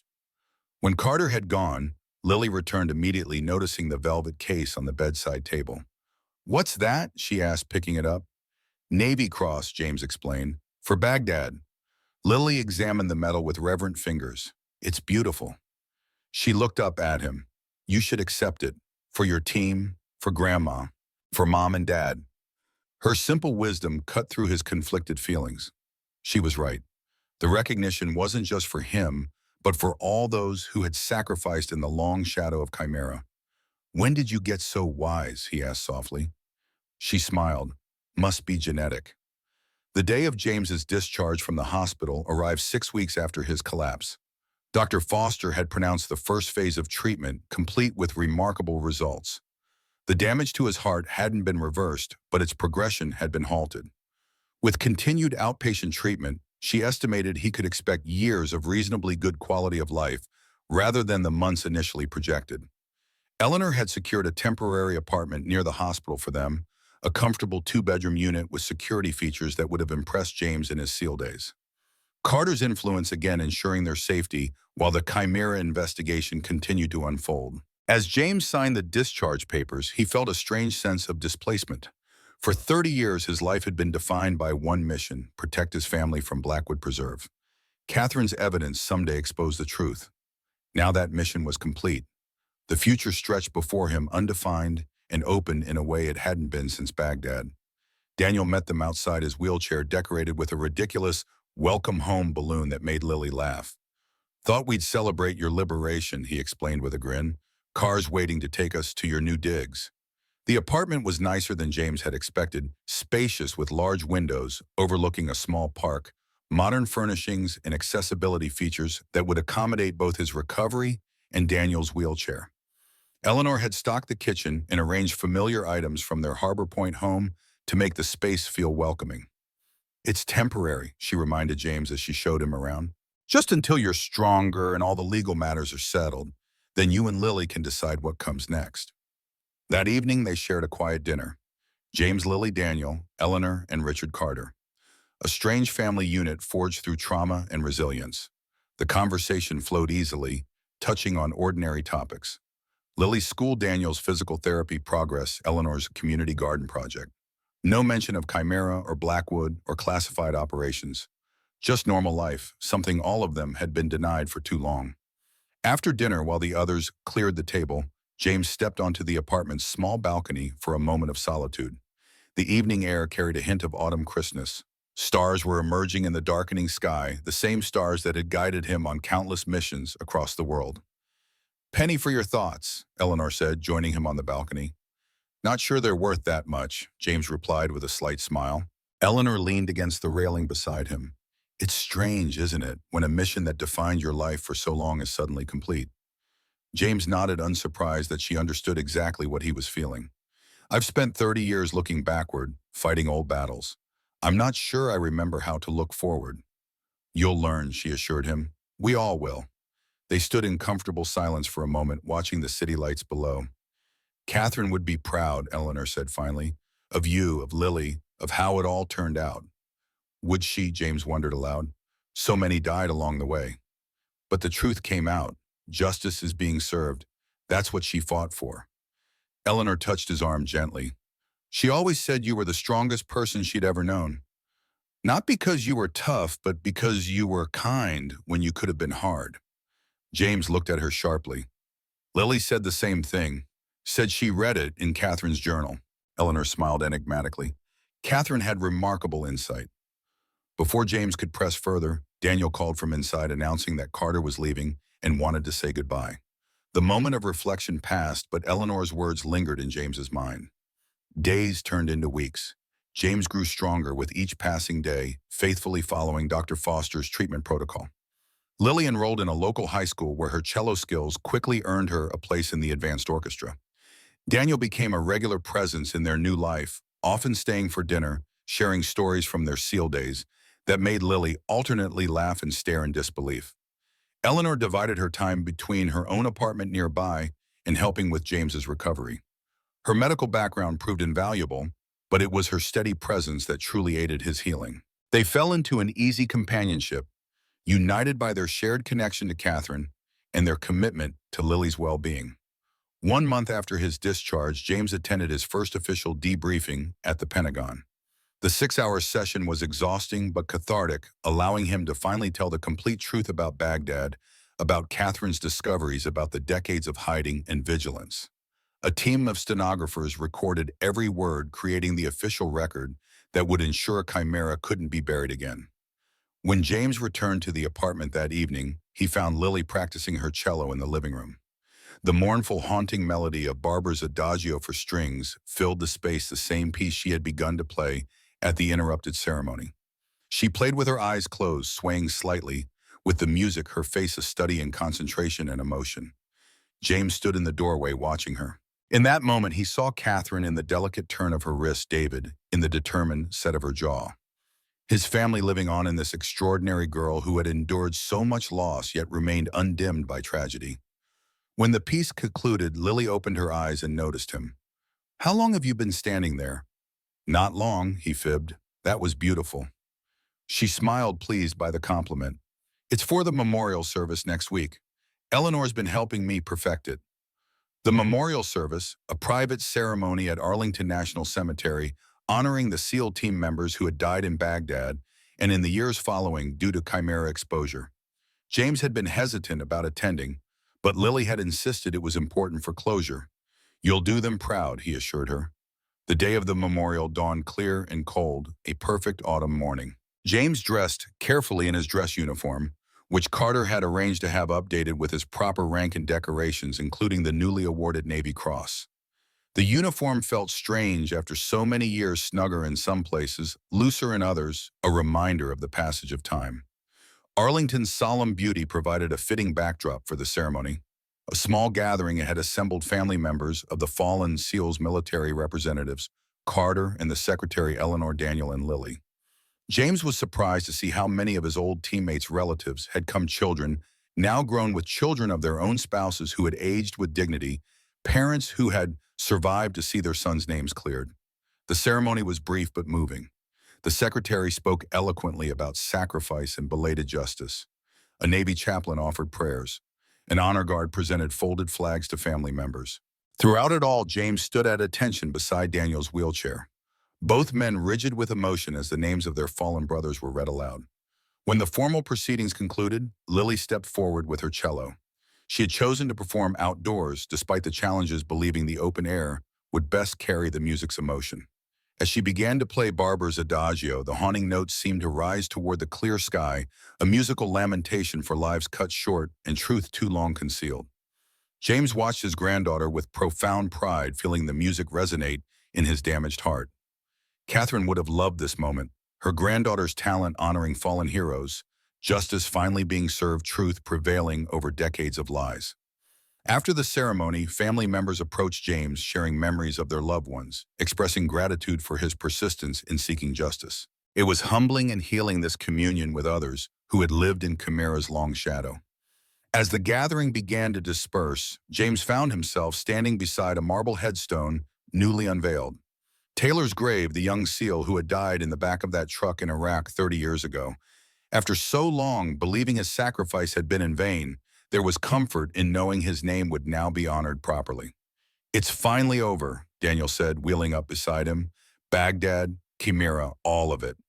"Is it?" James wondered. "There will always be more Blackwoods, more secret programs, more expediency masquerading as necessity."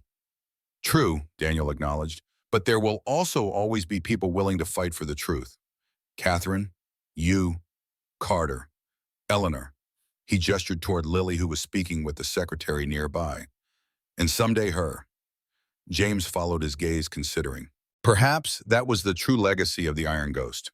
Not the missions or the medals, but the uncompromising pursuit of truth, whatever the cost. A value passed down through generations, ensuring that light would always eventually overcome darkness. Eleanor joined them, slipping her arm through James's in a gesture of support. "Ready to go home?" she asked gently. Home, not Harbor Point, not the apartment, just the people who had become his family through fire and loss and resilience. "Yes," James said. "I think I am." 3 months later, James stood on the deck of a modest house overlooking the Atlantic. The winter air was bracing, carrying the clean scent of salt and pine. Inside, he could hear Lily practicing her cello, preparing for an upcoming recital. Eleanor was in the kitchen, her voice mingling with Daniel's in friendly debate over dinner preparations. The house was their permanent home now, a compromise between staying near medical facilities and satisfying James's need for the ocean. Close enough to the city for Lily's school and musical opportunities, remote enough for privacy and peace. Carter had helped secure it, another small restitution for decades of injustice. James breathed deeply, savoring the sharp air in his lungs. Dr. Foster's treatments continued to show results. While he would never regain the strength of his younger years, the constant pain had receded to manageable levels. He had time now, precious time, to watch Lily grow, to build this new life, to find purpose beyond survival. The investigation into Chimera progressed steadily.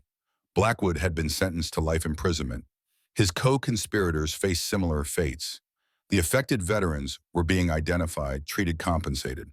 It wasn't perfect justice, nothing could restore the years lost or lives taken, but it was more than James had ever expected to see. His testimony had been completed, the official record established. The Iron Ghost had fulfilled his final mission. Now James Monroe could simply be a grandfather, a friend, a man finding his way forward after decades of looking back. The door slid open behind him, and Lily stepped onto the deck, wrapped in a heavy sweater. "Eleanor says dinner's almost ready. She wants to know if you're finished being broody and philosophical out here." James smiled. Eleanor knew him too well. "Tell her 5 more minutes of brooding, then I'll be in."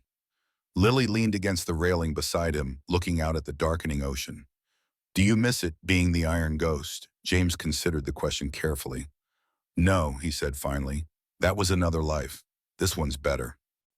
Even with everything that happened, everything we lost. Your grandmother once told me something I never forgot. She said that life isn't measured by what you lose, but by what you do with what remains."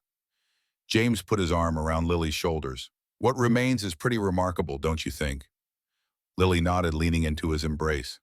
Yeah, it is. They stood together, watching the sun sink toward the horizon, painting the winter sky in fiery orange and deep purple. Behind them, Eleanor called that dinner was ready. Daniel's wheelchair could be heard moving across the hardwood floors inside. Ordinary sounds of a family gathered at day's end. The Iron Ghost had completed his mission. James Monroe had found his way home. As they turned to go inside, James cast one last glance at the darkening ocean. Somewhere in that vast expanse of sky and sea, he felt Catherine's presence not as a ghost or a memory, but as a continuing influence, a guiding star. Her fight for truth had cost her everything, but ultimately that truth had prevailed. And in that knowledge, James found a peace he had thought forever beyond his reach.